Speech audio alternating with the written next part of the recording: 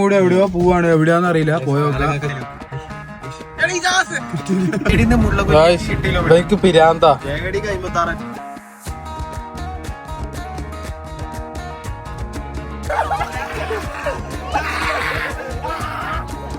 കടുവ വരാറുണ്ട്. കൂളായിട്ടാണ് പറയുന്നത് കടുവ.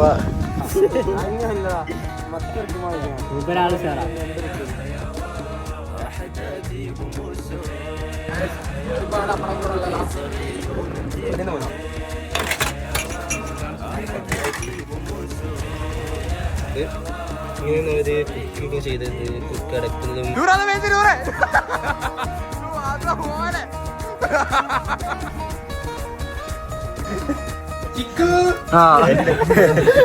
എന്റെ വീട്ടില് 2 ബോസ് ഉണ്ട്.